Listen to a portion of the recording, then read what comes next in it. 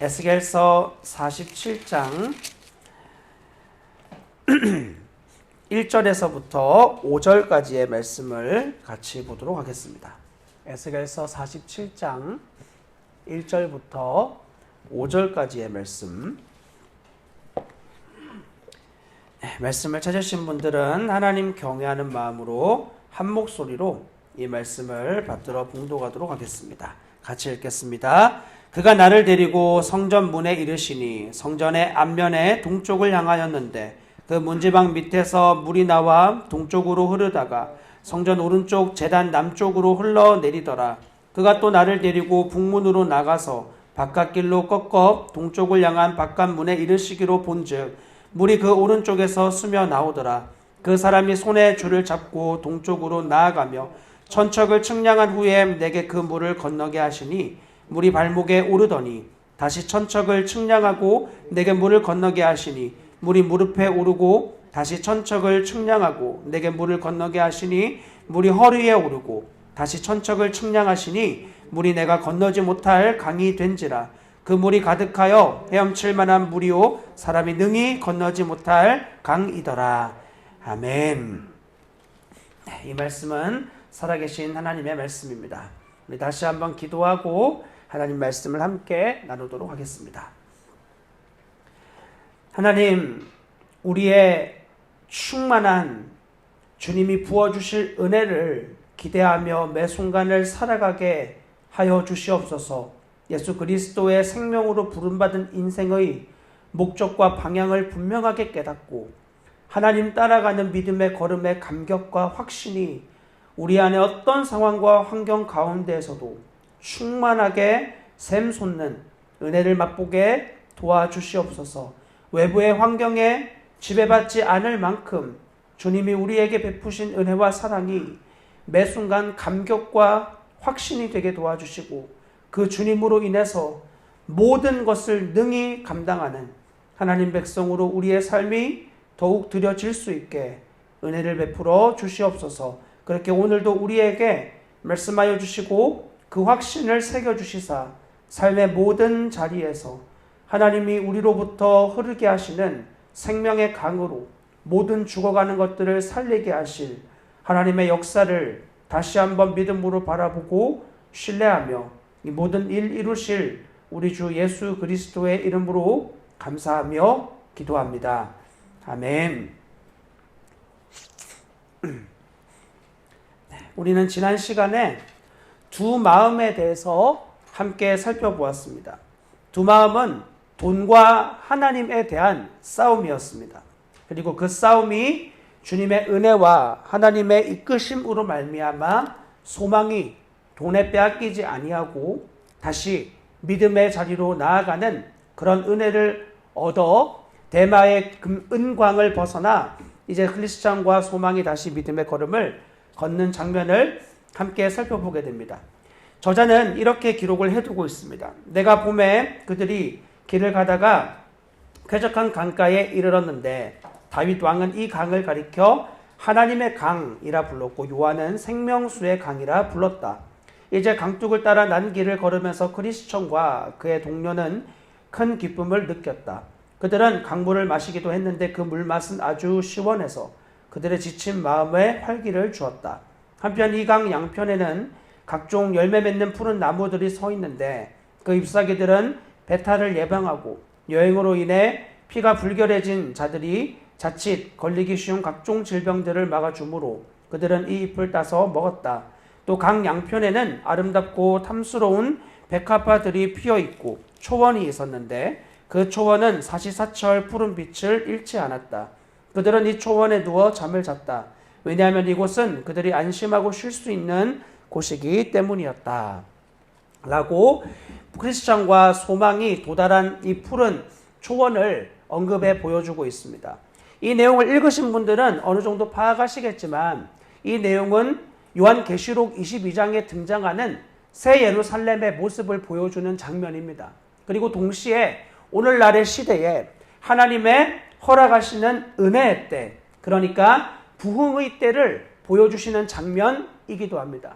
우리가 아까 같이 읽었던 이 에스겔서 47장에서 성전에서 나오는 물, 혹은 이사야서에서 회복되어지는 이스라엘의 모든 모형들이 종말론적으로 최종 하나님이 마지막에 모든 것을 새롭게 하시는 의미를 가지고 있기도 하지만, 그와 같은 일들이 반드시 일어난다는 것을 이 세대 가운데에서 간혹 하나님이 은혜로 보여주시는 때들이 있었습니다. 미국의 영적 대부흥의 때, 한국에서도 100년 전에 있었던 평양 대부흥 운동, 이러한 다양한 역사 가운데에서 하나님의 부흥의 물결들이 언제든지 보여졌었고, 그로 인해 주님의 나라가 힘있게 확장되어졌던 것입니다. 이러한 것들을 통해서 하나님의 나라가 실제적으로 반드시 도래되어지고 그와 같은 영광스러운 완전한 날이 임할 것이라는 확신을 우리 크리스천들은 가지게 되어집니다.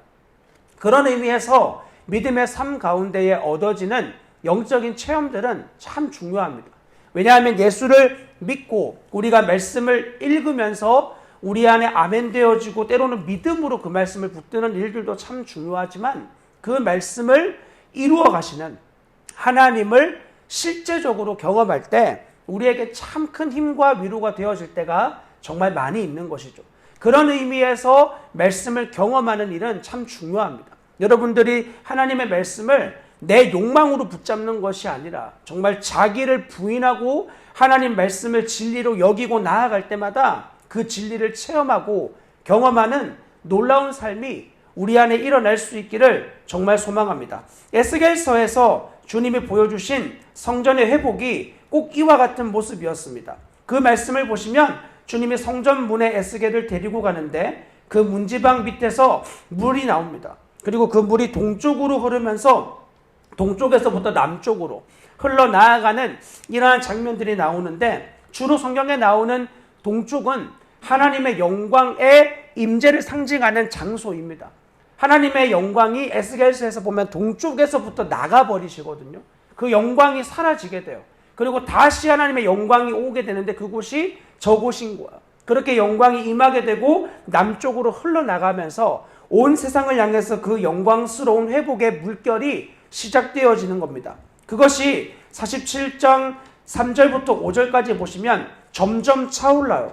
발목에서부터 무릎으로, 무릎에서부터 허리로, 그리고 능히 건널 수 없는 강과 같이 되어지는 모습을 보여줍니다. 이것은 성정되어진 우리 존재에 대한 하나님의 영광의 충만함을 대부분 신학자들은 상징한다고 의미합니다. 개인적인 의미로서는 그렇습니다.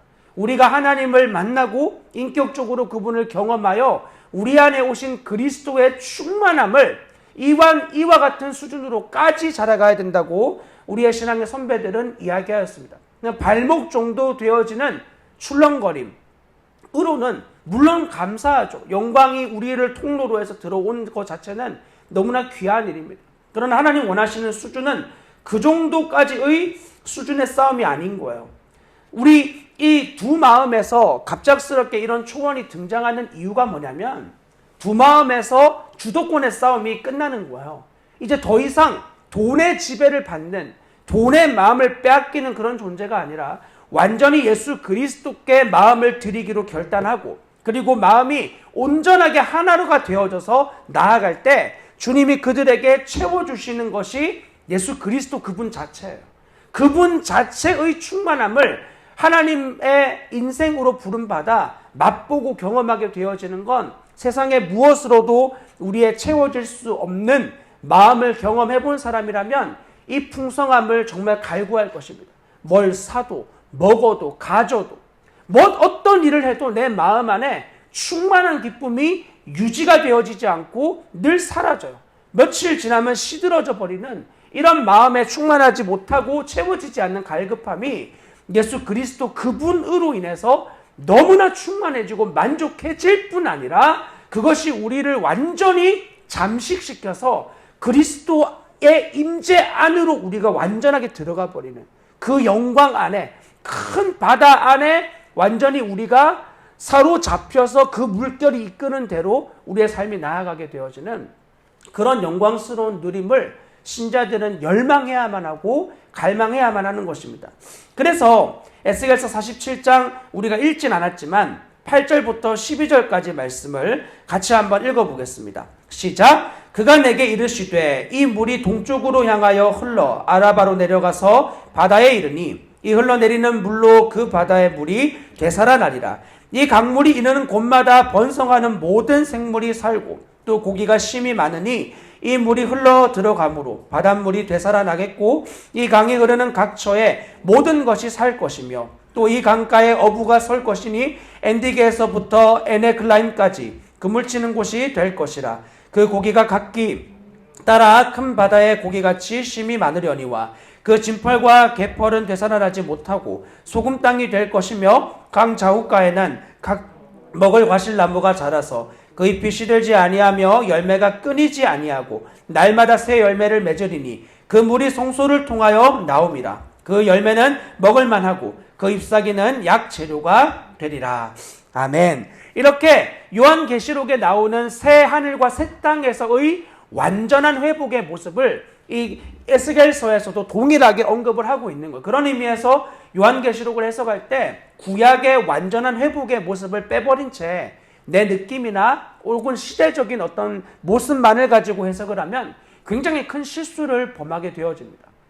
반드시 구약에서의 성취와 신약에서 동일하게 그것을 더 분명하게 보여주는 성취를 함께 바라보며 그 관점으로 해석해 나아가야 돼요. 어쨌건 이렇게 미래적인 회복의 영광뿐 아니라 시대마다 주님이 그렇게 하시겠다. 마치 우리를 새로운 피조물로 주님이 온전하게 예수 그리스도 안에서 육체와 영혼을 새롭게 하시겠다는 말씀을 이루기 위해서 이 땅에서 우리와 복음을 부딪히게 해서 우리 영혼의 존재를 바꾸어 버리시는 일들을 하시는 이유가 여기에 있는 거죠. 이 복음의 영광을 맛보면 미래에 있을 영광을 갈망하게 되어진단 말입니다.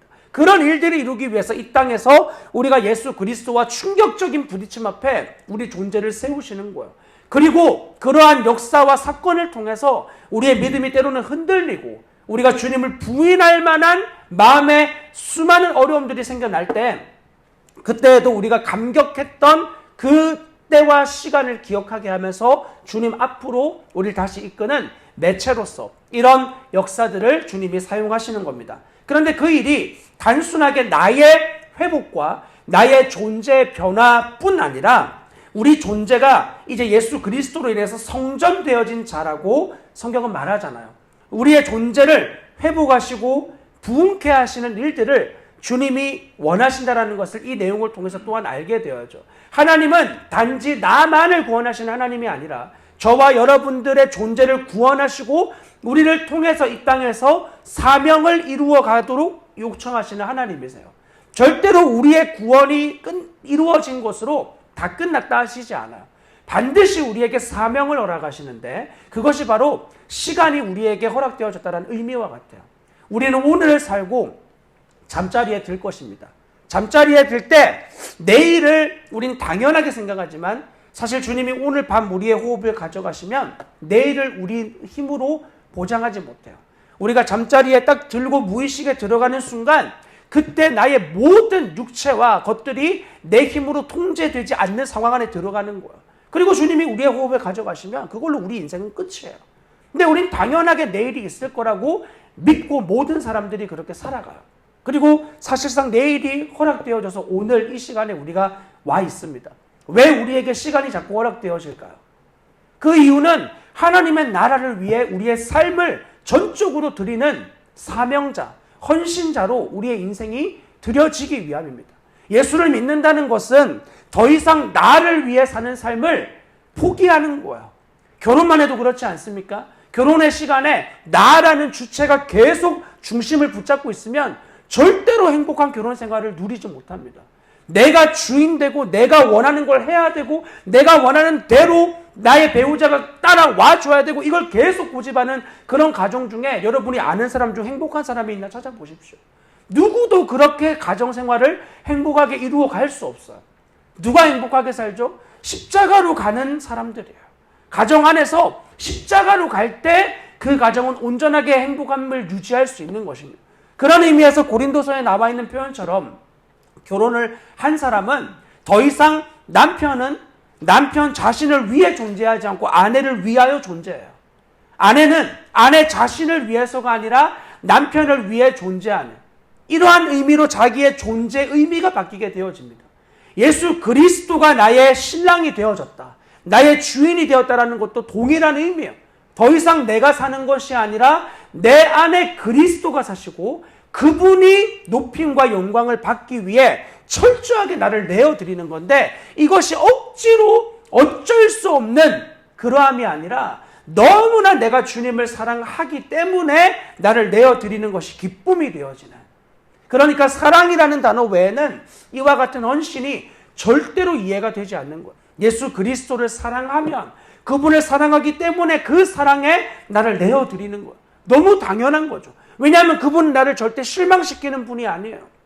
나의 배우자는 나를 실망시킬 때가 얼마나 많은지 몰라요. 그러나 사람이 아닌 예수 그리스도 그분은 자신을 나를 위해 생명을 주실 만큼 너무나 나를 사랑하실 뿐 아니라 나에 대한 완전한 계획과 섭리와 주권을 이루실 수 있는 분이라고요. 그 분에게 나의 삶을 드리는 건 절대로 비굴한 복종이 아닙니다. 너무나 영광스러운 헌신이고 성경은 그것을 산 제물이라고 표현하는 거예요. 그렇게 우리가 그렇게 할 수 있는 이유는 우리 안에 예수 그리스도가 오신 거죠. 하나님이 임재하신 곳을 성전이라고 해요. 성막은 그보다 조금 더 하위적 개념이고 하나님이 임재하신 장소라는 공통적 특징을 가지고 있어요.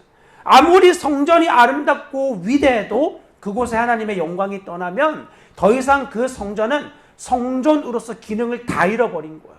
아무리 제사하고 아무리 그곳에서 예배하고 찬양하고 별걸 다 해도 하나님의 영광이 없다. 그것은 너무나 쓸모없는 일을 하는 것과 같은 것입니다.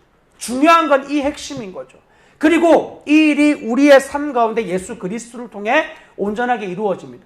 그리스도께서 십자가의 죽으심으로 더 이상 이 성전을 헐어버리고 완전하게 3일 만에 세우는 성전, 즉 예수 그리스도가 내 안에 오시는 놀라운 성전의 회복을 보여주는 거예요. 고린도전서 3장 16절의 말씀입니다. 같이 읽어봅시다. 너희는 너희가 하나님의 성전인 것과 하나님의 성령이 너희 안에 계시는 것을 알지 못하느냐. 아멘. 바울은 고린도 교인들뿐 아니라 우리를 향해서 예수 그리스도를 믿는 사람의 정체성을 성전이라고 이야기해요. 왜냐하면 우리 안에 그리스도가 계시기 때문이에요. 그리스도가 오신 자. 이것은 우리의 노력이나 열심으로 되어질 수 있는 일이 아니라 하나님의 선물로 되어지는 사건이에요. 우리의 마음을 아무리 갈고 닦아도 절대로 내 마음의 정결함과 거룩함을 빚어낼 수도 없고 주신 것을 유지해 나갈 수도 없어요. 우리 힘으론 이 두 가지가 다 불가능해요.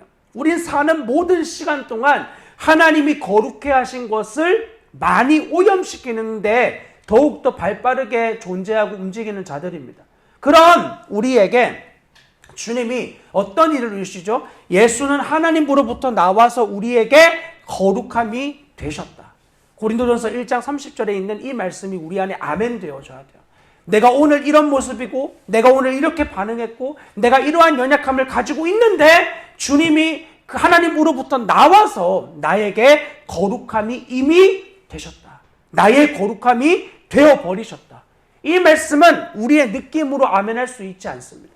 오직 믿음으로 아멘하는 거예요.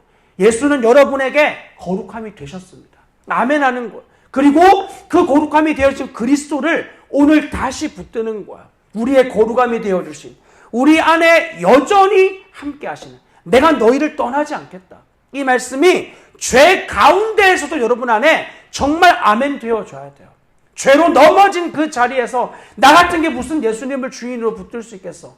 절망하는 그때에 주님이 여러분에게 내가 너를 도무지 알지 못한다. 이 말씀도 여러분 안에 큰 직면으로 와닿아야 될 때도 있겠지만 내가 너를 절대로 떠나지 않겠다. 이와 같은 위로가 우리 안에 너무나 아멘 되어줘야 되는 거예요. 나로서 주님 붙들 수 없는 너무나 절망이 바로 된 자리에서 주님을 그렇게 믿음으로 붙드는 거야. 자, 이렇게 우리를 성전 삼으신 주님이 이 구약에 나와 있는 말씀과 비슷하게 신약에서도 동일한 말씀을 언급하실 때가 있어요.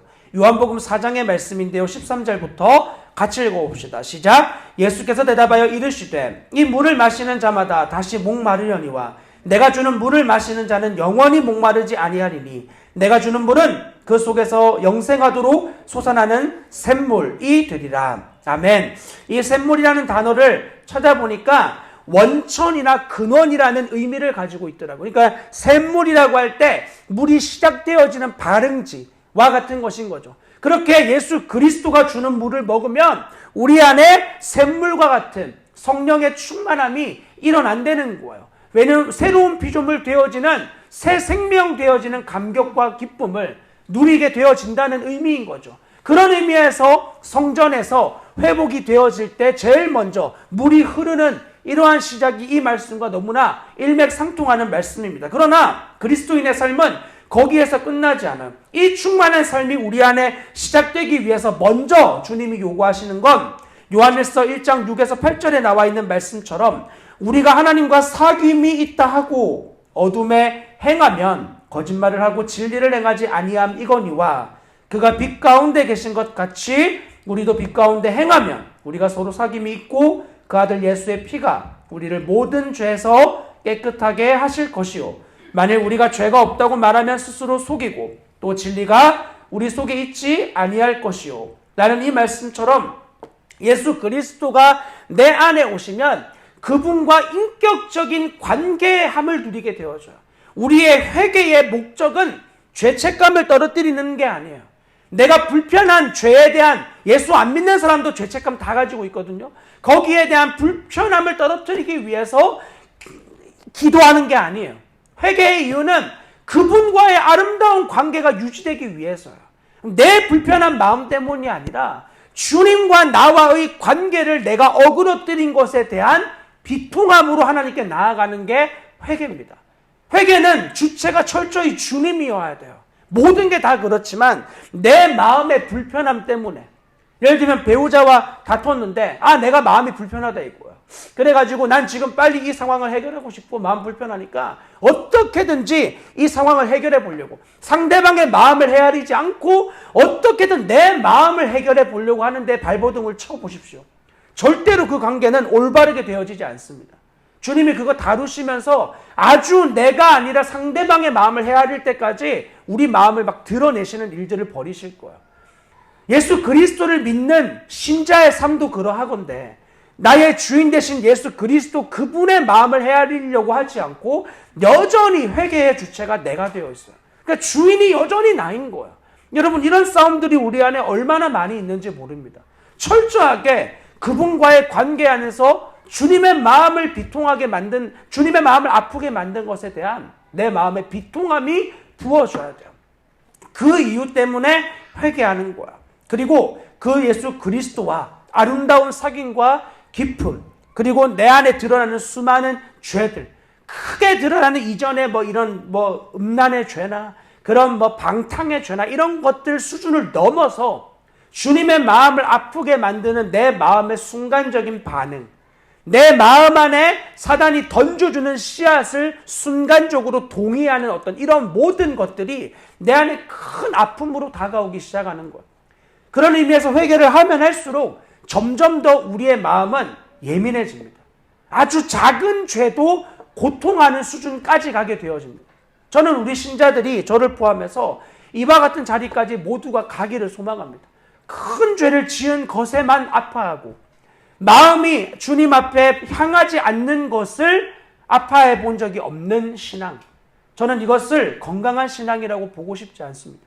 점점 더 주님을 알면 알수록 우리 마음에 더 많은 회개의 거리들이 생기게 되어질 거예요. 그러나 그것은 우리를 절대 절망하게 만들지 않습니다. 우리를 아주 비참하게 만들지 않습니다. 왜냐하면 우리의 이러한 모습을 알고 사랑하신 주님의 사랑이 우리의 연약함보다 더욱 크시기 때문이에요. 나도 감당이 안 되는 이런 나를 어떻게 주님이 사랑해 주셨는가. 그게 점점 더 감격이 되어져요. 전에 말씀드렸던 이야기지만 존 뉴턴이라고 하는 찬송가 305장 나 같은 죄인 살리신 이 찬송을 만든 노예 선주였던 그의 인생에 말년에 그가 치매를 걸려서 크게 고통하게 되어지는데 그때 자신이 그렇게 고백해요. 내가 치매로 인해서 많은 기억들을 잃어버리는데 두 가지 잊어버릴 수 없는 기억이 있는데 첫 번째는 내가 얼마나 악독하고 악랄한 죄인이었는지와 두 번째는 그런 악독한 죄인을 하나님이 어떻게 사랑하셨는가이다. 이 두 가지를 절대로 잊어버릴 수 없다는 거예요. 모든 기억이 다 사라져가는데 내가 얼마나 하나님 앞에서 악독한 죄인인지. 그는 죄를 단순히 열매로 본 사람이 아니었어요. 왜냐하면 자기가 저지른 죄의 어떤 열매들도 다 잊혀질 거 아니에요. 기억 중에. 그가 저지른 죄를 기억하는 게 아니에요. 죄를 지을 수밖에 없는 존재를 기억하는 거예요. 죄된 생명.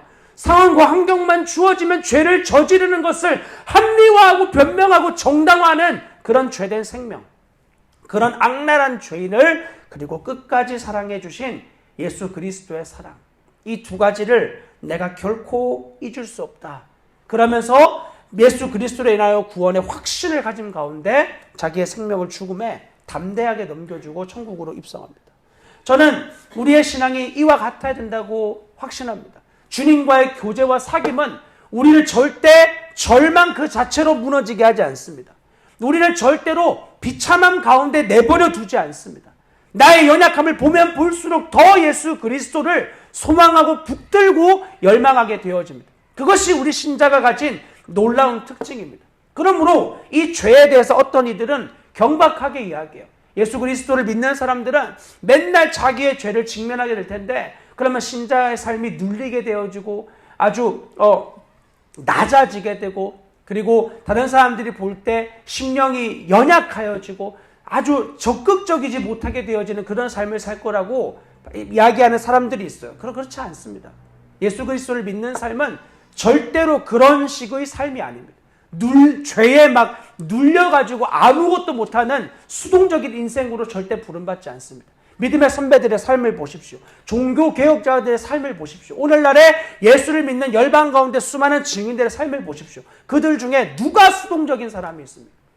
세상을 바꾼 사람들 중에 그러한 수동적으로 인생을 살았던 사람은 아무도 존재하지 않습니다. 철저하게 주님의 말씀에 자신을 순복하여 드릴 뿐입니다. 나의 연약함을 직면하지만 그런 나를 사랑해 주신 주님의 은혜가 나보다 더 크다는 사실을 확증하며 그 믿음 가운데 더욱 삶을 드리며 살아가는 우리 모두가 되기를 주님 이름으로 간절히 축원합니다. 자, 그리고 요한복음 7장 37절과 38절의 말씀 같이 읽어보겠습니다. 시작. 명절 끝날 곧 큰 날에 예수께서 서서 외쳐 이르시되 누구든지 목마르거든 내게로 와서 마시라. 나를 믿는 자는 성경의 이름과 같이 그 배에서 생수의 강이 흘러나오리라. 아멘.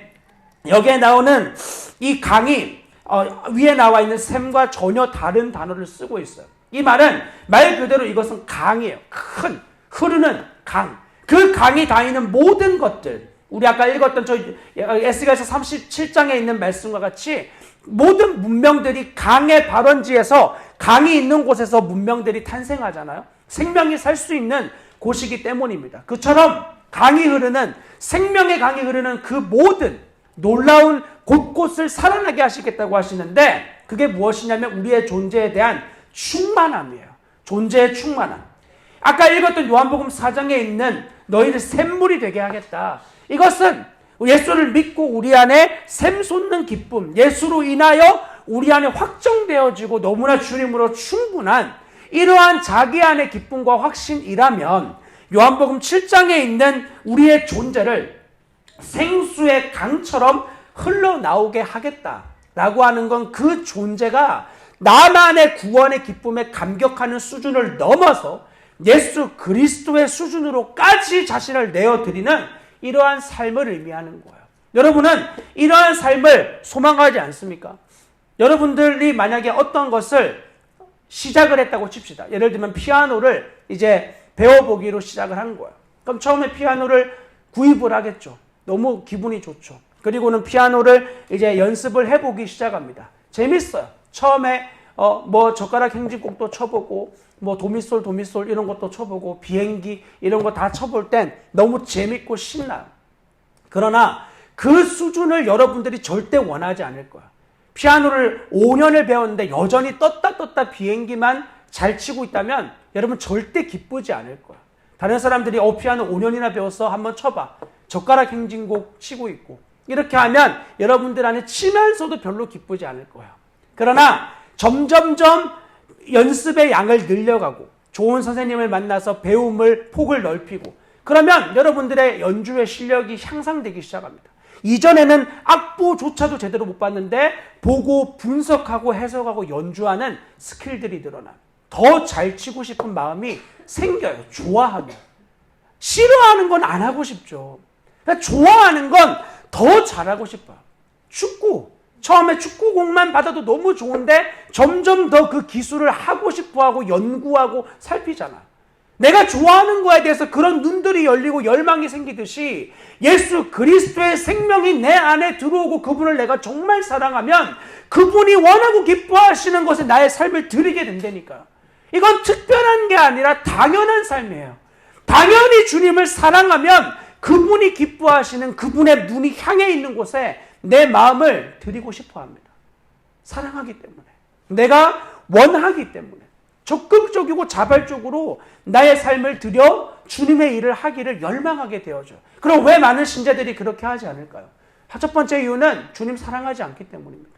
아주 단적으로 말씀드리면 예수를 사랑한다고 입술로 찬양으로 많이 고백하지만 진짜 사랑해 본 적이 없어요. 자기를 부인하는 대가를 지불하면서까지 그렇게 예수님 믿고 싶어하는 사람은 오늘날 시대에 저는 많지 않다고 장담할 수 있습니다. 마지막의 때는 노아의 때와 같이 될 거라고. 주님 말씀하신 것처럼 마지막의 때에 많은 사람들이 시집가고 장가가고 자기의 일상에 완전히 초점이 맞춰져가지고 주님 다시 오심을 기다리지 않는, 주님이 오셨으나 방주에 들어갈 사람이 적은, 거의 없는 이런 일은 마지막 때에도 되어질 거라고 말씀하셨어요. 그렇다면 당연히 오늘날의 시대에 주님을 열렬히 사랑하는 사람들이 없는 건 맞는 말씀입니다. 저는 우리가 그 대열에 끼어 있지 않기를 원합니다. 정말 주님을 더욱 사랑하는, 그래서 더욱 사랑하는 것이 내 삶에 그분을 사랑하는 충성으로 나타나는 단순한 나의 열심, 내가 열심히 하면 주님이 도와주겠지. 예를 들면 이제 내일이 수능이니까 아마 학부모님들은 그렇게들 많이 기도하더라고요. 찍어도 정답이 되게 해달라고. 이렇게 기도하는 분들 많이 봤어요. 주님 열심히 지금까지 공부했는데 실수로 찍어도 정답이 나올 수 있게 해달라고. 그것은 하나님 앞에 올바른 기도의 태도가 아닙니다.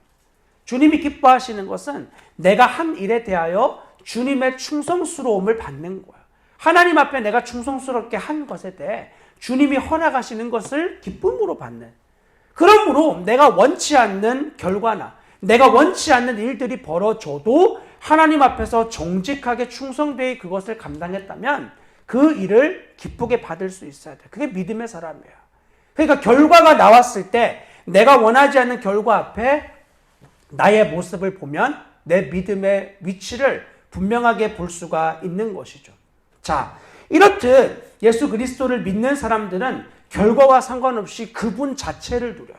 그분이 원하시는 이 강으로 인해서 모든 것을 회복시킨다. 이건 주님이 마지막의 때에 요한계시록 끝에 가면 주님이 보여주실 환상과 동일한 맥락을 같이 합니다.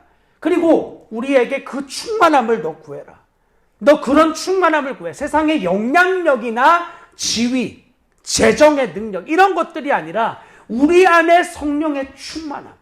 정말 나의 모든 것을 그리스도가 주관하고 다스리시는 그런 영광을 너 구해라. 여러분들은 정말 그렇게 주님 앞에 구하고 계십니까? 여러분의 시간의 모든 것을 주님이 주관하시기를 기도하고 계신가요? 여러분의 육체의 모든 부분을 주님이 사용하시기를 원하고 계신가요? 많은 분들이 예수님 주님이라고 고백하지만 실제적으로 나의 어떠한 부분을 가지고 싶어하는 욕망을 대개는 다 열망해요. 예수님께 드릴 수 있는 시간과 예수님께 드리고 싶은 힘과 예수님께 드리고 싶은 인생의 어느 부분들은 있지만 통째로 전부로 그분께 드리는 걸 별로 원하지 않아. 이거 아주 극심한 싸움이거든요. 그리고 이전에 크게 주님 앞에 드려봤는데 너무 힘들었던 거죠. 그래서 다시는 내가 그렇게는 살지 않으리라. 이런 뒤어본 경험이 있는 사람들은 더욱더 그럴 거고요. 그러나 주님은 우리에게 그러한 어떤 단순한 헌신에 대한 크기의 유무, 감동을 받지 않아요. 하나님 언제나 우리의 마음을 요구하세요. 마음, 그리고 우리의 전부가 드려진 마음. 이것이면 언제나 우리에게 족하다고 말씀하시는 것.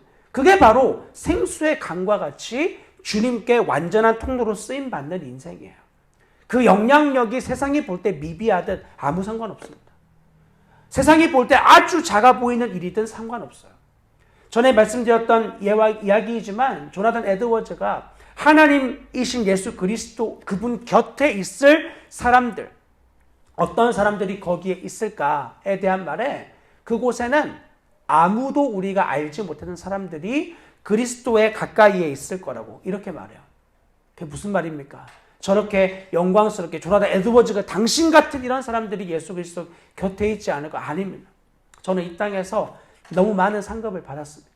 제가 아니라 골방에서 하나님과 은밀하게 주님과 씨름하고 기도했던 여인들, 그리고 믿음으로 살았던 아무도 알지 못하는 무명의 사람들, 그들이 천국에서 그리스도의 곁에 있게 될 것입니다.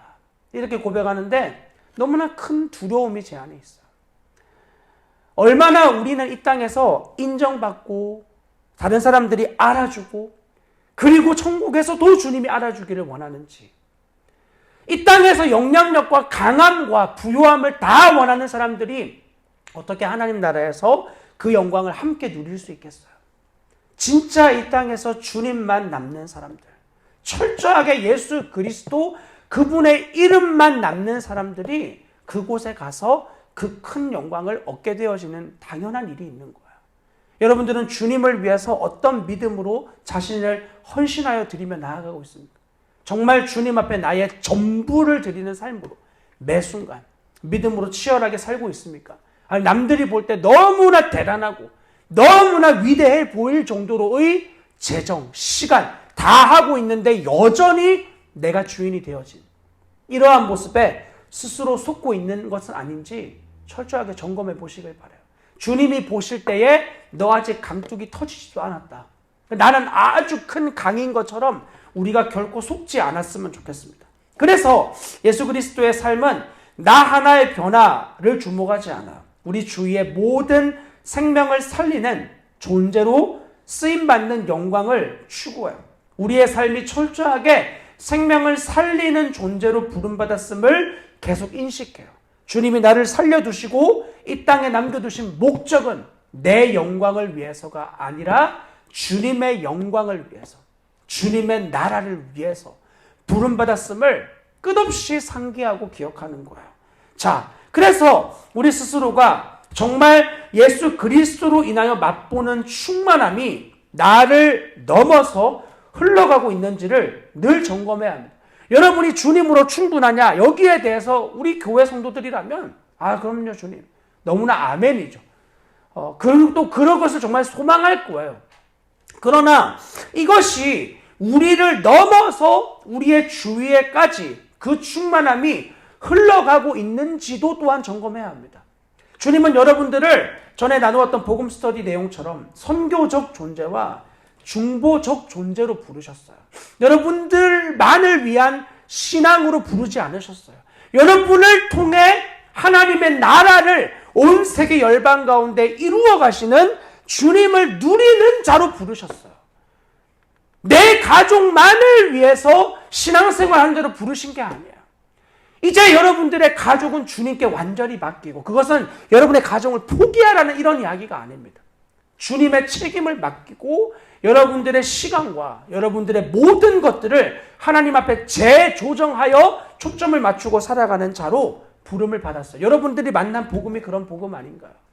여러분들을 통해서 일하시기 원하시는 주님을 여러분들이 정말 사랑한다면 그와 같은 헌신과 결단을 우리에게 요구하실 때 믿음으로 그 부분에서 아멘 하셔야 돼요. 절대 상황과 환경이 주어져서 그때는 이미 아멘하기 늦습니다. 상황과 환경이 주어졌을 땐 우리의 육체가 이미 쇠잔하여졌을 때예요. 정말 주님 앞에 헌신하여 드리고 싶지만 우리 몸이 더 이상 이젠 따라주지 못할 때가 될 거예요. 그리고 반대로 젊음의 때에는 우리 마음이 거의 동하지가 않아요. 믿음의 원리도 마찬가지입니다. 하나님 앞에서 살아가는 일도 내 마음을 드리기로 결단하지 않으면 우린 언제나 상황에 의해 끌려다닐 뿐입니다. 믿음은 절대 수동적인 인생 아닙니다.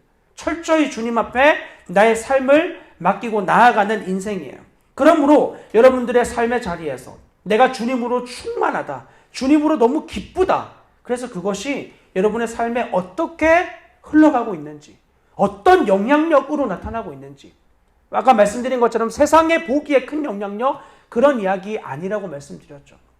예를 들면 이런 겁니다. 저희가 교회에 와서 계속 이제 화요중보기도, 처음에 저희가 했던 사역이 화요중보기도였어요. 말씀드렸다시피 저는 기도를 별로 좋아하지 않아요. 기도 그렇게 힘들고, 물론 기도의 자리에 나아가면 잘해요. 아시겠지만. 그러나 그 자리에 마음을 쏟기까지 부끄러운 이야기인데 저도 진짜 치열하게 믿음을 써요. 저희가 내년도 계획 잡으면서 저랑 아내랑 같이 이렇게 계획들을 점검하는데 저한테 제가 내년도에 이런 그 기도 사역과 이런 것들을 여보 우리가 작년에 너무 힘들었어. 학교도 하고. 그래서 이제는 좀 이번에는 좀 이렇게 건너 좀 합시다. 매달마다 이렇게 느헤미야하고 이거 화요중보 이렇게 하는 게 너무 쉽지가 않아요. 이렇게 했더니 저를 이렇게 보면서 왜 그렇게 기도를 안 하려고 하냐고. 왜 그렇게 기도를 좀 안 하려고 하지 말고 어떻게든 하려는 쪽으로 좀 마음을 써보라고 이렇게 아주 강하게 권면을 했어요. 그냥 보통 제가 싫어하는 일이 주님의 기뻐하시는 일이잖아요. 그죠? 용서하는 게 주님 기뻐하는 일이고 먼저 사랑하고 굽히는 게 주님 기뻐하시는 일이고 기도의 자리에 나아가고 싶지 않는 내가 그 자리에 나아가는 게 주님의 기뻐하실 일이라는 걸 알고 있죠. 그래서 주님 기뻐하시는 거구나. 그러면 하자. 그래서 마음을 쓰는 거예요.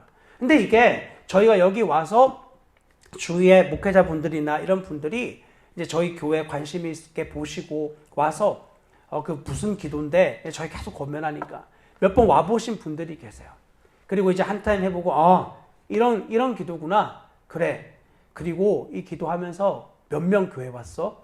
늘 그분들의 초점은 이걸 해서 몇 명이 왔냐는 거야. 노방전도 그런 방법으로 전도해? 그래서 몇 명 왔어? 예배 그런 식으로 해? 그래서 몇 명 왔어? 늘 그거예요. 초점이. 그래서 몇 명 왔어. 그게 무슨 상관이냐? 주님이 맡기신 일이면 하는 거지. 그래서 몇 명 왔냐가 무슨 중요한 일이냐고. 여러분, 이게 얼마나 안타까운 이야기인 줄 아세요? 우리가 결과를 좌지우지하고 싶어요.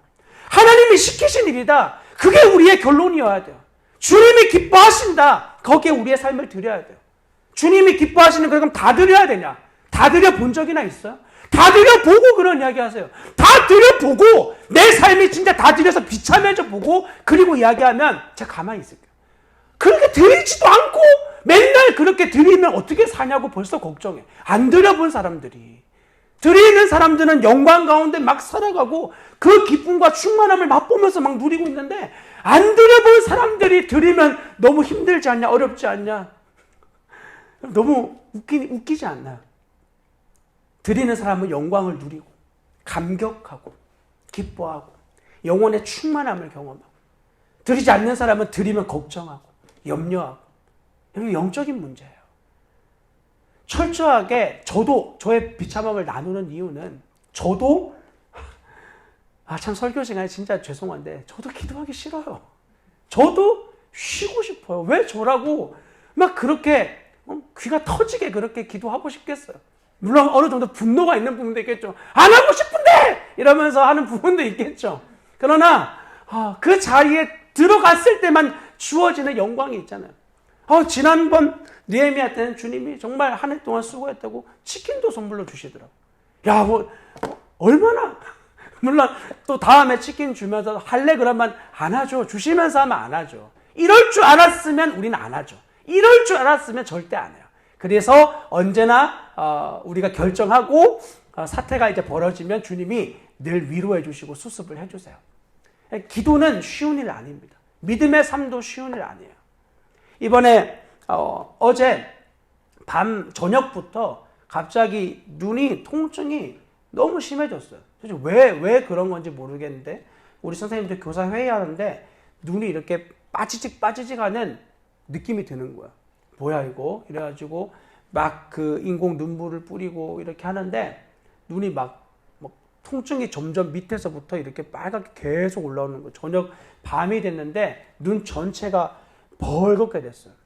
사태가 너무 심각하다. 그래서 비상약을 꺼내가지고 눈에 넣고, 그리고 아침에 눈을 떴는데 잘 자서 뜬 게 아니라 통증이 너무 심해서 도저히 누워 있을 수가 없었어요. 그냥 벌떡 일어나가지고 눈을 보는데 안 떠지는 거예요. 눈이 완전히 팅팅 부어가지고 정말 막 이렇게 막 꾹꾹 쑤시는 것 같은 아픔인데, 주님 앞에 말씀을 열어서 기도하면서, 주님, 제가 혹시 죄를 지은 게 있나요? 우리의 죄인된 정서가 늘 이제 그런 어려움을 겪고 먼저 내가 무슨 죄를 졌는지 생각해 보잖아요. 없었어요. 특별히 주님 앞에, 물론 한 주 동안 너무 천사처럼 살았습니다. 이런 건 아닙니다. 아이들한테 잘못 말하고 표현하고 그런 것들이 있죠. 그러한 것 때문이 아니라는 걸 알겠는 거예요.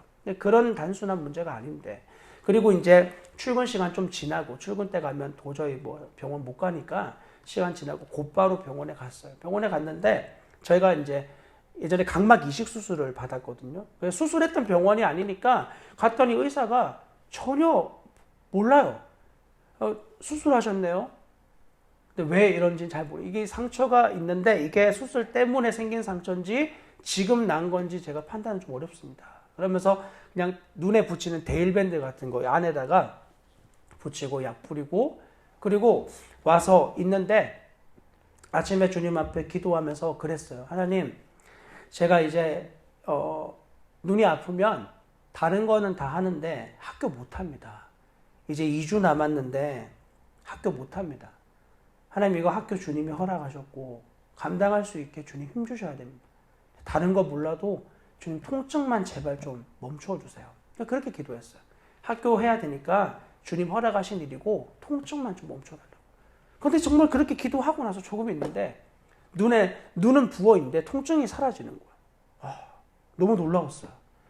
기왕이면 낫게 해달라고 기도할 걸. 그러면 어쨌건 이제 저의 믿음의 연약함을 또 보고 갔다 와서 임시 처방으로 약을 받고 왔는데 지금 괜찮아요. 지금은 이제 그 흔적만 좀 충혈된 흔적만 있고 지금 통증이나 그런 부분 별로 없어요. 근데 이 기도를 해놓고 주님 앞에 예배를 준비하는데 주님이 허락하신 이 자리를 감당하기로 내 마음이 결정됐구나. 그걸 봤어요. 이전이었으면 제가 저를 아니까 이런 이제 일들이 생기잖아요. 그때도 힘들고 어려웠었거든요. 작년에도 내가 안 한다 그랬잖아요. 주님, 제가 이렇게 된다고 했죠. 제가 못한다 했잖아요. 그래가지고 얼마나 많은 원망과 불평을 예수님께 쏟아부었는지 제가 기억을 해요. 조금만 아프고 조금만 힘들면 제가 안 한다 그랬잖아요.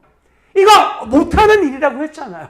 주님이 시켰으니까 주님이 책임지세요. 막 이러면서 아주 그냥 악을 쓰면서 했는데 어제의 기도는 전혀 그렇지 않았어요. 오늘 아침에는 주님, 이거 감당해야 될 일입니다. 하나님, 이거 학기 끝날 때까지 지켜주셔야 됩니다. 그래야 이 학기 끝나고 마무리가 됩니다. 그러면서 제 마음 안에 이게 완전히 감당해야 될 일로 내 안에 여겨졌구나. 아직 화요중보나 느헤미야 기도는 아직 이 정도 수준은 좀 아닌 것 같아요. 제가 보기에는. 해야 될 일인데 아직 좀 등 떠미는 부분이 많아요, 주님이. 그러나 학교의 사역에서는 저에게 완전히 이제 내가 감당할 일로 마음이 딱 굳혀진 그런 사역의 모습을 봤어요. 바라기는 기도의 자리, 저에게는 기도의 자리와 이러한 자리도 정말 주님 앞에 마음이 딱 결단되어진, 너무 아프고 힘들 때 있죠. 하나님, 힘주세요. 저 이 시간 기도로 정말 온전히 나의 삶을 드리고 싶습니다. 주님, 저를 통해서 진짜 일하시는 하나님 보고 싶습니다. 지금 저의 육체를 강건하게 해주세요. 이렇게 기도하시나요? 아플 때, 몸이 지칠 때, 감당이 안 되는 순간이 왔을 때 감당할 수 있게 해달라고 주님께 혹시 구하고 계신가요? 아니면 그게 너무 기회인가요? 코로나, 예배 안 갈 너무 좋은 기회. 건강을 위해서. 제가 그 나쁘다고 말하지 않겠어요. 건강을 지키세요. 여러분 마음의 중심에 진짜 하나님 앞에 나오기 귀찮은, 불편한, 싫은 그런 것들을 코로나라는 이유로 핑계대어서 오지 않는다면 주님 여러분에게 분명히 말씀하실 거예요. 여러분 사랑하기 때문에. 진짜 주님만 남는 사람은 이곳에 오든 안 오든 상관없어요. 성도의 교제를 그는 갈망할 테니까. 하나님과의 친밀함을 원할 테니까. 어떤 어떤 방법을 써서든 그와 같은 교제의 자리를 얻기 위해 애를 쓸 거야. 그러나 오늘날의 교회의 문제는 그러한 것들을 원하지 않아. 교회가 뭔지도 잘 몰라요. 공동체의 이러한 나눔과 누림의 생명력을 맛본 적이 없어요. 그러니까 이런 교회 공동체의 시간이 가벼워지는 거야. 온라인으로 얼마든지 할 수 있죠. 형식적으로. 그러나 그러한 자리에서 정말 예배합니까? 그 가정 안에서 성도의 교제합니까? 진짜로? 온라인 예배하는 분들에게 진지하게 물어보고 싶어요. 예배 마치고 성도의 교제하시나요? 나눔하고 들은 말씀을 가지고 진지하게 자녀에게 묻고 자녀 들은 그에 대한 질문들을 이야기하고 안 하잖아요. 아동부 예배 요즘에 코로나 때문에 계속 안 하죠? 어른 예배 같이 하면 아이들의 영혼을 위하여 그러한 다룸과 그러한 섬김을 하나요? 잘 안 합니다. 이런 것들이 정말 하나님 앞에 은혜로 간구하고 있는지를 돌아봐야 돼요. 주님, 코로나 사태입니다. 이 사태 가운데서 정말 제가 하나님 앞에 어떻게 선교적 존재로, 중보적 존재로 드려져야 되는지 알려주십시오. 그렇게 주님 앞에 자기의 삶을 내어드리는 기도로 여러분의 삶을 드리고 있나요? 온 세계와 열방이 고통과 죽음의 소리에 계속 들려져 오는 이런 상황 속에서 여러분 어떻게 주님과 마음을 나누고 계시죠? 한국은 방역이 잘 되니까 아무 문제 없나요? 저는 그것은 절대 주님 마음이 아니라고 확신할 수 있어요. 우리는 우리를 위해 존재하지 않습니다. 오직 예수 그리스도를 위해 존재하고 철저하게 다른 지체들을 위하여 나를 내어드리는 것에 나의 인생의 초점이 맞추어져 있어요. 그리고 여기 보시면 중간에 그런 구절이 있어요. 진펄과 개펄은 되살아나지 못하고 소금 땅이 될 것이며, 이 에스겔서 47장의 중간에 막 다 회복되다가 진펄과 개펄은 되살아나지 못할 거다. 이 구절을 신학자들은 두 가지로 해석해요. 하나는 부정적으로 해석하는 거예요. 부정적인 의미는 말 그대로 그런 영광스러운 회복과 부흥이 도래되는데 그것을 맛보지 못하는 자들이 있을 것이다. 이러한 의미예요. 긍정적인 의미로 보는 사람들도 있어요. 왜냐하면 진펄과 갯벌이 소금 땅이 되어지면 이런 생명체들이 사는데 필요한 광물의 역할을 감당하는 것이다 라고 긍정적으로 보지만 그들도 긍정적인 전부로 보는 게 아니라 그런 역할을 감당하나 그들은 온전한 회복이라고 보기는 어렵다는 입장을 취해요. 그러니까 하나님의 일들이 이루어지는데 그 일이 이루어질 때 악인들은 주님으로부터 벗어나 있는 사람들이 아닙니다. 그들도 여전히 하나님의 섭리와 주권 안에서 하나님의 도구로 쓰여지고 있어요. 그러나 그들은 부정적인 도구로 쓰여지는 거예요. 하나님의 일에 온전하게, 예를 들면 가나안 땅에 남아있는 자들, 여호수아가 그 백성들을 데리고 여리고에서부터 들어와서 가나안 땅 차지할 때 거기에 남아있던 자들, 주님이 남겨두신 이유를 사사기에 보면은 그 후대 자손들이 믿음으로 전쟁해서 그들을 내쫓기 위한 도구로 놔둔 거였어요. 사사기에 그렇게 적혀 있어요. 그런데 그들을 어떻게 하죠? 타협하기 시작해요. 주님이 그들을 놔두신 주님의 목적을 잊어버리는 거예요. 그들을 우리의 종으로 쓰자. 타협합니다. 그리고 결국은 그 종으로 들어온 자들의 문화와 관습이 이스라엘 전체를 오염시켜요. 가나안 땅에 전쟁에 쓰임받는 자들, 그들도 주님의 도구들이에요. 그러나 온전한 주님의 마음이 나누어지는 도구는 아니죠. 그런 의미에서 그들이 저 진펄과 개펄들이에요. 여러분들이 주님 앞에 순종하지 않아도 하나님의 일은 계속 되어집니다. 하나님의 나라는 멈추지 않아요. 그러나 문제는 내가 주님을 누리지 못하는 거야. 주님을 누리는 거. 예수 그리스도를 누리는 삶이 하나님의 백성된 본분이에요. 하나님과 그가 보내신 자 예수 그리스도를 아는 것. 이것이 우리가 하나님의 백성으로 부름받은 목적이에요. 주님을 아는 것. 이 안다라는 의미는 성경의 히브리어는 야다라고 표현하는데 인격적인 알미예요. 지식적인 알면 당연한 거고, 부부가 서로를 안다고 할 때 배우자에 대해서 당연히 알아야죠. 배우자를 선물을 사는데 배우자가 전혀 안 좋아하는 선물을 사고는 자기 혼자 좋아해. 이거 받으면 기뻐하겠지? 그리고 줬는데 안 좋아해. 지식이 없는 거예요. 지식은 기본이에요. 알에 대해서. 그러나 부부의 알은 그 수준 이상인 거죠. 제가 여러분들의 배우자보다 그 상대방을 더 알 수는 없는 거예요. 아무리 알아도 그렇게 알아서도 안 되고. 서로만의 아는 그렇게 그리스도를 여러분들이 아셔야 되는 거예요. 주님을. 지식은 당연한 거예요. 그리고 그분을 경험으로 누리는 삶. 맛보아 아는 삶. 여러분 예수님을 그렇게 맛보며 아는 것을 사랑하고 계십니까? 아니면 그냥 주님께 쓰임받는, 내가 어차피 뭐 순종하지 않아도 하나님 어차피 주님 일 다 하실 건데 뭐, 이런 식으로 그분의 섭리와 주권에 나의 마음을 들이지 않는 것으로 그냥 만족하는 삶으로 머물러 있는 것은 아닌지 철저하게 우리를 점검해 보셔야 돼요. 자, 보십시오.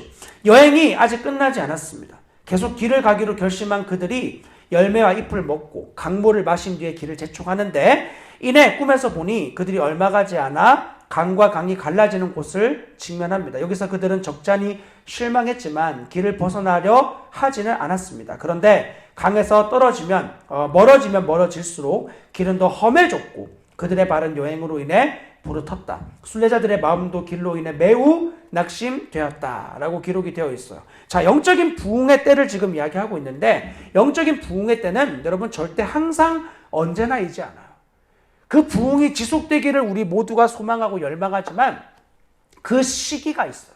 평양 대부흥의 시기가 있었고 미국의 대각성 운동의 시기가 있었어요. 그때 그 물결, 그 시기 이후에 그러한 시간은 잘 오지 않아요. 영적인 그런 풍성한 부흥의 때를 맛보았던 사람들은 벌써 우리의 세대에도 그렇게 많지 않습니다. 한국 교회가 성장하던 50년대, 60년대, 70년대 이때를 경험했던 사람들이 그렇게 많지 않잖아요. 벌써 이제 그들이 가는 세대가 됐고 우리가 오는 세대가 되었어요.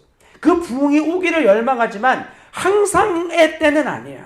그러므로 주님이 허락하신 순례의 그 때를 우리는 그런 은혜의 자리가 없다 할지라도 충성스럽게 감당하며 그 길을 계속 가야 합니다. 주님이 부르신 자리다. 이게 우리에게 결론이어야 돼요. 이 결론이 우리 안에 없으면 우리는 언제나 상황을 핑계대요. 주님이 부르신 일이야. 하나님이 허락하신 것이야. 그거 없으면 우리 마음 안에 계속 고민해요. 육체가 힘들면 이거 학교 그만할까? 당연히 고민하죠. 언제나 나를 사랑하는 게 먼저니까. 주님은 그렇게 우리의 삶을 요구하시지 않아요. 내가 너에게 명령한 거야. 내가 멈추라고 할 때까지 가. 그렇게 말씀하시는 것에 제 안에 아멘 되어지니까 몸이 힘들어도 주님 이 학기까지 감당해야 합니다. 하나님 은혜 베풀어 주세요. 그렇게 기도할 수 있는 거야. 여러분들에게도 부름받은 그 자리는 주님 날아갈 때까지, 예를 들면 여러분의 가정, 주님 날아갈 때까지 여러분이 절대 떠날 수 없는 곳이에요. 그 자리를 감당할 수 있게 해달라고 하나님께 은혜를 구해야 돼요. 적당히 정도가 아니라 완전히 하나님이 나를 사로잡아달라고. 모든 부분에 주님 저를 제발 사로잡아달라고. 그 충만한 영광에 나를 온전히 적셔달라고 주님께 간구해야 돼요. 그렇지 않으면 아주 작은 틈에서 사단이 우리에게 얼마나 많이 공격하는지 아시잖아요. 이뿐 아니라 여러분이 감당하는 일, 어떤 교제, 모든 것에 주님이 말씀하신 거냐, 그게 아멘 되어지면 하는 거야. 주님이 부르신 자리면. 그거 없으면 다 내 느낌과 감정 혹은 내 육체의 어떠함에 전부 핑계를 대고 다 안 할 수 있어요. 우리는 너무나 합리적으로 안 할 수 있어요. 예를 들면 제가 오늘 눈이 아팠어요. 그러면 합리적으로 제가 아프다 그러면 다 걱정하시잖아요. 제가 오늘 좀 쉬어야 되겠습니다. 형 싫다 그럴 사람 누가 있겠어요? 다 그러라 그러지. 저희 아내 빼고 싫다 그럴 사람 아무도 없어요. 다 아이고 쉬셔야죠. 그렇게 이야기할 거 아니에요. 절 사랑하니까. 합리적으로 이야기할 수 있어요. 그러나 주님이 쉬라는 말씀 하시지 않으면 하는 거예요. 여러분들 안에도 그러한 결단들이 있어야 돼요. 주님이 멈추라고 하기 전까진 감당하는 거예요. 그리고 주님께 맡겨야 돼요. 하나님 은혜를 베풀어 주시고 감당할 수 있는 힘을 주십시오. 충성스럽게 그 자리를 감당할 수 있는 하나님의 은혜를 제 안에 계속하여 부어주십시오. 그래야 이런 험하고 힘든 순례의 길 가운데서 우리가 끝까지 걸어갈 수 있는 거죠. 자, 그렇게 걸어가는데 이 길이 갑자기 좋아집니다. 그런데 얼마 앞에 길 왼편에 초원이 하나 보이고 넘어갈 수 있는 층계식 문이 있어요. 초원은 곁길 초원, 아주 무서운 이름이죠. 곁길 초원이라고 불리는 곳이에요. 크리스천이 소망에게 말합니다. 만약 이 초원이 우리 길을 따라 놓여 있다면 그 안으로 들어가서 가는 게 어떻겠소? 그래서 그쪽 길로 가고 싶어 해요. 내가 바라던 대로 여기 편한 길이 있습니다. 자, 착한 소망씨, 우리 함께 이리로 건너갑시다. 하지만 이 길이 만약 우리를 바른 길에서 벗어나게 하면 어떡하죠? 그럴 것 같지 않아요. 보세요. 이 길이 본래 길을 따라 뻗어 있지 않습니까? 그리하여 크리스천은 설득을 받은 소망은 그의 뒤를 따라 계단식 문을 넘어갔다. 그들이 울타리를 넘어 오솔길로 들어서니 과연 길은 발에 아주 편했다. 그때 앞을 본 그들은 한 사람이 자기들처럼 그 길을 가고 있는 걸 보았다. 그 사람의 이름은 헛된 확신이었는데 크리스천 일행은 그를 불러 이 길이 어디로 통하느냐고 물었다. 그가 대답했다. 천성문으로 통하지요. 그것 보세요. 내가 그럴 거라고 하지 않았습니까? 이제 우리가 올바로 가고 있다는 사실을 알겠지요.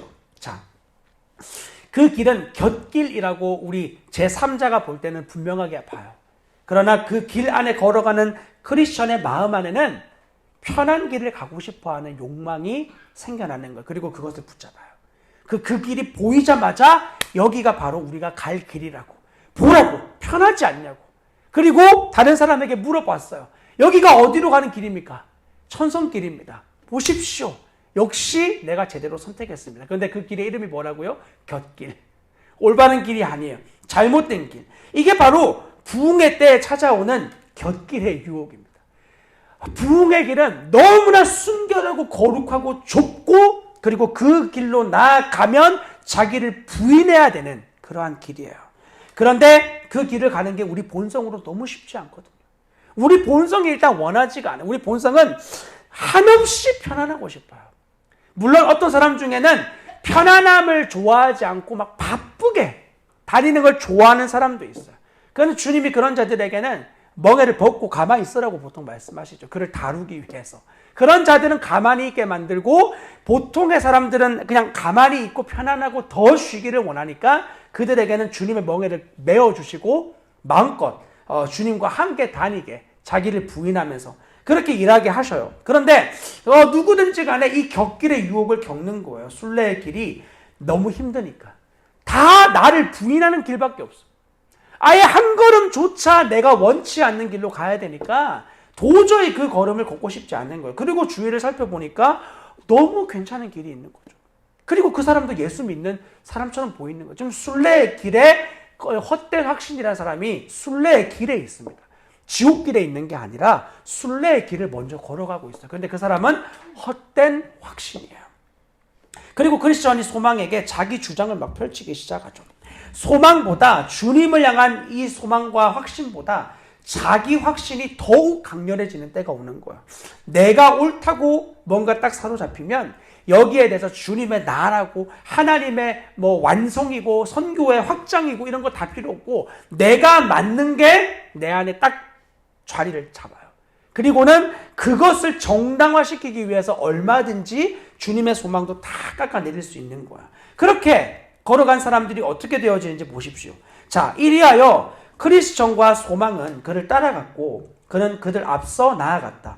그러나 밤이 찾아와 주위에 짙은 어둠이 깔리자 그들은 앞서 나가던 사람의 모습을 볼 수 없게 되었다. 헛된 확신은 혼자 앞으로 나가다가 자기 앞에 있는 길을 보지 못하고 깊은 웅덩이에 빠져버렸는데 이 웅덩이는 그 땅의 주인이 괜히 잘난 체하는 바보들을 잡기 위해 파놓은 것이었다.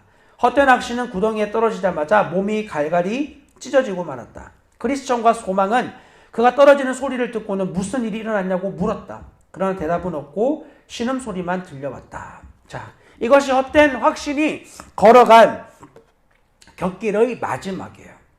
자, 아까 우리가 함께 읽어보았지만 곁길로 가는 그 걸음이 잠깐은 편안할 수 있습니다. 잠깐 편할 수 있죠. 저도 오늘 아프다는 이유로 예배 안 드리면 잠깐 편할 수 있죠. 물론 그것이 주님으로부터 온 일이고 우리 모든 성도들에게 동의를 얻어서 할 수 있는 거라면 그러면 괜찮죠. 그러나 저와 함께하는 배우자가 동의할 수 없고 주님이 제 마음 안에서도 그거 아니라고 마음을 주시면 굳이 그 일을 힘써서 할 필요가 없는 거예요. 그런데 잠깐 편안함을 누리기 위해서 내 마음 안에 순간적인 합리화가 일어나는 거예요. 오늘은 아프니까 쉬어야 되지 않을까? 오늘은 힘드니까 좀 안 해도 되지 않을까? 안 해도 돼요. 죄가 아니니까. 그러나 이것이 주님 앞에서 정말 괜찮은지를 물어봐야 되는 거예요. 여러분과 관계하시는 주님 앞에서 괜찮을 일이면 믿음으로 무엇이든지 하십시오. 부끄럽지 않게 하시면 됩니다. 그러나 이 모든 것들이 만약에 나를 위한 것이라, 우리 신앙은 나를 위해 존재하지 않거든요. 나만을 위해서 존재하는 삶은 이제 끝났어요. 나의 모든 것이 나의 주위의 지체들에게 영향을 미쳐요. 나의 모든 행동이 내 자녀들에게 영향을 미치고 여러분의 결단과 모습과 태도가 우리의 다음 세대 아이들에게 영향을 미친다니까요. 그러한 것을 기준으로 보았을 때 내가 하는 것들에 정말 주님 앞에 부끄러운 것이 아닌지 점검해 보면 돼요. 그리고 이것이 내가 정말 주님 앞에 합당하다. 그러면 누가 뭐라 그래도 하면 되는 거예요. 주님 앞에 부끄럽지 않으면. 그 최소한 죄에 대해서 정당화하는 사람들은 여기 계신 분들 중에는 없을 거예요. 죄가 아니라 믿음으로 선택하는 일에 대해서.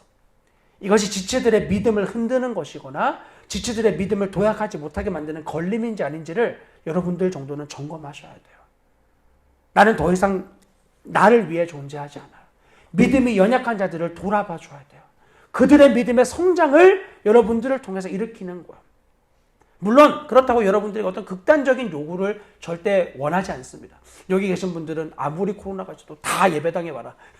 그렇게 여러분들에게 요구하지 않습니다. 그런 의미가 아니라는 걸 이미 여러분들이 아실 거예요. 하나님 앞에서 정말 나를 추구하게 만드는 모든 요구들에 대해서 철저하게 합리화하고 변명하게 하는 일들에 대해서 주님만 남도록 여러분의 마음을 계속해서 점검하실 수 있길 바라요. 자, 그리고 우리 사람 안에 사람들의 이 수많은 소리들과 확신들, 나의 영적인 도움을 주는 사람이나 어떤 주위의 지체들이나 이런 자들의 확신은 우리 안에 언제나 거짓 확신되어질 가능성이 굉장히 많아요.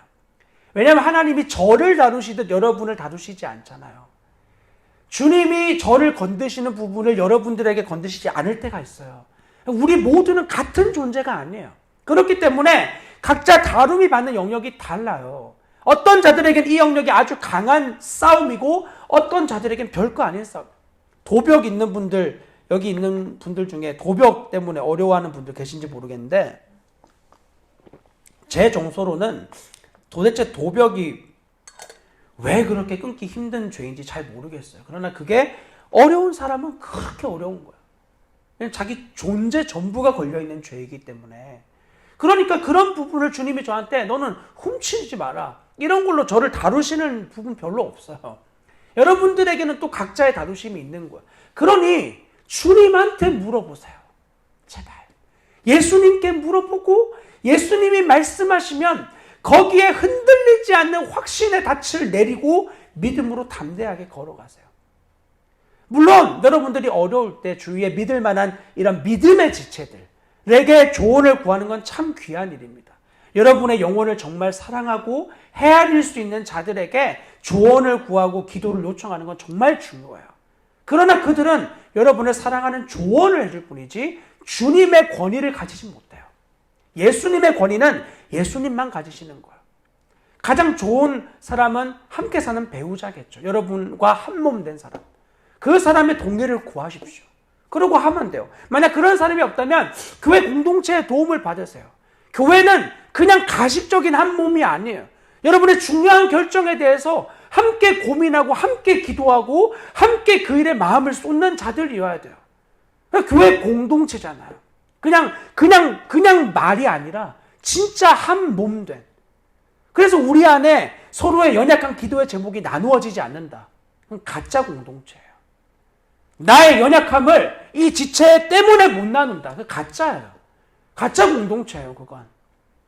가족이 어떻게 좋은 모습만 보여요. 결혼하고 나서 절대 화장 안 지운다고. 이런 사람들도 있더라고. 자기는 절대 쌩얼 안 보인다. 그게 예의다. 무슨 그런 이상한 예의가 있어요. 존재로 사랑을 받아본 적이 없는 거야. 그러니 그런 예의를 차리겠지. 존재로 사랑받는데 무슨 예의를 차려요. 물론 남편과 아내의 질서를 가지는 건 중요하죠. 그러나 그건 너무 세속적인 예의예요. 하나님 앞에서 우리 교회 공동체가 전 그렇지 않기를 바라요. 얼마든지 우리의 아픔을 나누고 상처를 나누고 고통을 나누고 그리고 그것을 같이 아파하는, 같이 울어줄 수 있는 그게 주님의 몸된 공동체 아니겠습니까? 전 저희 공동체가 그런 의미에서 너무 많아져서 서로가 서로를 알지 못하는 그런 공동체 되지 않았으면 좋겠어요. 서로 진짜 마음을 헤아리고 알고 관심을 가지고 사랑하고 기도해주고 마음을 헤아려주는 진짜 가족 같은, 정말 가족됨을 누리는, 예수 그리스도의 몸됨을 누리는 우리 공동체가 되기를 바라요. 자, 이 헛된 확신은 자기뿐 아니라 같이 가는 사람 모두를 구덩이로 밀어넣게 됩니다. 진짜 주의해야 돼요. 헛된 자기 확신. 짐 베이커라고 하는 미국의 유명한 부흥사 있어요. 저희 시대 사람은 아니고 조금 더 윗세대 분인데, 이분 이제 번영신학 굉장히 강조하시던 분, 짐 베이커. 근데 이분이 탈세로 인해서 경찰에 이제 끌려가게 됩니다. 탈세 혐의와 또 비서와의 이런 부적절한 관계로 이제 끌려가게 돼요. 그리고 감옥에서 5년의 시간을 보내고 풀려납니다. 그리고 나서 자기가 얼마나 이전까지 예수의 이름으로 돈을 숭배했는지를 아주 확실하게 전하는 사람이 되었어요. 이전에 자기가 정말 주님을 사랑했고 그래서 돈을 사랑하는 것이라고 본인도 그렇게 설교했대요. 그리고 책을 냈죠. I was wrong이라고. 나는 잘못했다. 그리고 이제 자기의 그 고백을 책에다가 써놓았어요. 얼마나 자신이 만몬을 숭배하고 돈을 숭배한 자인지. 그리고 자기가 데리고 있던 모든 사람들이 다 자기도 모르게 그런 길로 끌어당겼다는 거예요. 내가 가선 안 될 길에 나뿐 아니라 내 주위의 모든 사람들을 다 거기에 끌어당기고 함께 죄를 짓게 만드는, 감옥 안에서 성경을 진지하게 읽으면서 자기의 주인된 돈이 모두 다 파산나버린 바로 그 자리에서 비로소 주님이 돈을 어떻게 대하시는지를 눈을 뜨게 된 거예요. 하나님이 나를 건지셨다. 모든 걸 다 잃어버린 자리가 가보니까 비로소 자기 안에 잘못된 초점이 올바르게 조정되어지는 거죠.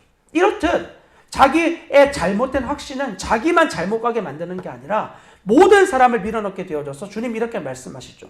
맹인이 맹인을 인도할 수 있느냐? 둘 다 구덩이에 빠지지 아니하겠느냐? 절대로 잘못 가는 사람들은 잘못된 사람을 올바른 길로 인도하지 못해요. 그런 의미에서 여러분들 저를 위해서 기도해 주셔야 돼요. 정말 하나님 말씀이 올바르게 정직하게 전파되어질 수 있도록. 그리고 우리 서로를 위해서 기도해야 돼요.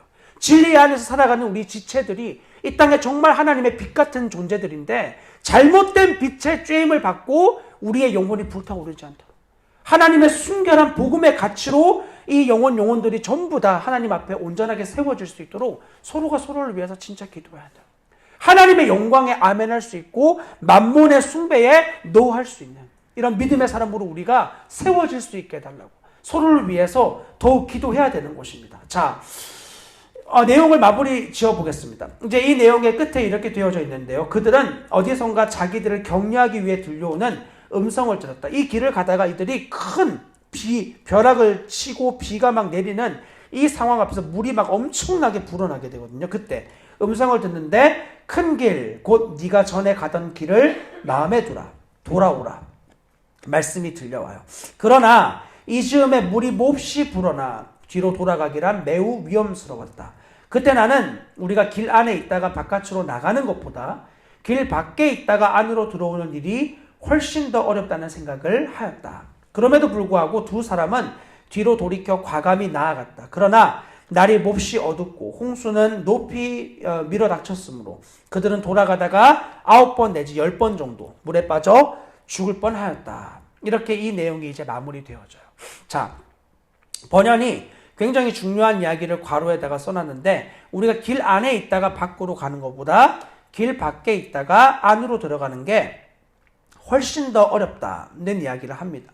진리가 선포되어졌을 때 여러분 우리 안에 비추임이 있을 그때 곧바로 좁은 길로 돌아봐야 돼요. 그렇지 않고 우리가 그 길 바깥에 가면서 그 길 바깥에 떨어진 이러한 것들의 마음을 빼앗겨 조금씩 멀어지면요. 나중에 이곳으로 돌아오는 게 여기 적혀있는 표현처럼 너무나 힘들고 어려워요. 더 많은 대가를 지불해야 돼요. 바로 주님이 비추어 주신 그때 주님께 돌아오는 게 가장 빠른 길이에요. 나중에 회개할게. 이따가 주님 앞에 나아갈게. 이러한 우리의 합리화와 변명이 작동되지 않기를 원합니다. 주님이 말씀을 주셨을 때 바로 지금 이때 주님께 돌아가야 되는구나. 여러분의 마음이 결정되어져야 돼요. 여러분들에게 주님이 부르시는 자리는 어디인가? 여러분이 혹시 벗어나 있는 곳은 어디인가? 이 정도는 괜찮다 하고 타협하고 있는 부분은 어디인가? 바라기는 우리 모두가 하나님의 진리 안에서 너무나 부끄럽지 않은 담대한 주님이 주신 말씀을 근거로 좌우로 치우치지 않는 믿음의 담대한 걸음을 우리 모두가 걸어가며 그 걸어감 안에서 주위에 적당하게 타협하고 살아가고 적당히 세상과 발 맞추어 살아가는 자들이 여러분들과 저의 믿음의 걸음을 보고 저렇게 예수 믿는 건데 저렇게 주님 따라가는 건데 도전을 받고 그들의 영혼이 여러분과 교제하며 살아나고 회복되는 그런 영광스러움을 우리 모두가 함께 누리는 인생 될 수 있길 주님의 이름으로 부탁을 드립니다. 우리 기도합시다. 같이 기도하고 싶은데요. 하나님께서 여러분들을 샘물이 되어지는 존재뿐 아니라 풍성한 강이 되어 여러분 주위의 모든 것을 살리는 존재로 여러분들과 저를 세우기를 정말 원하세요. 예수 그리스도의 장성한 분량에 이르기까지 자라나는 자. 여러분 더 이상 나를 위한 삶에 매여 있지 마십시오. 내 건강, 물론 힘들고 어려우신 거 어느 정도 이해합니다. 그러나 그 부분을 주님 앞에 온전히 내어드리며 하나님, 당신의 사명을 감당하고 싶습니다. 주님 제게 맡기신 이 시간에 하나님의 아름다우심을 나의 삶의 자리에서 허락되어진 그곳에서 더욱 나타내기를 소망합니다. 하나님 이 사명 감당하기 위해 주님 힘 주십시오. 하나님 은혜 베풀어 주십시오. 정말 주님으로 감당할 수 있는 것임을 더 주님을 의존하는 시간 되어짐을, 그래서 주님을 의존하는 기쁨과 감격을 더 배우고 아는 시간 될 수 있게 하나님 나의 삶의 모든 영역에 예수님 주인 되심을 맛보고 누리는 우리의 삶 되게 해달라고. 그래서 주님의 주인 되심을 알지 못하는 주위의 많은 자들에게 이 예수 그리스도를 주인으로 삼고 살아가는 기쁨과 감격의 영광을 우리를 통해 더욱더 증거하고 그리고 우리도 더욱더 주님을 누리는 하나님 백성 우리 모두가 되게 해달라고 우리의 삶을 올려드리며 주님 앞에 함께 기도로 나아가겠습니다. 기도합시다. 하나님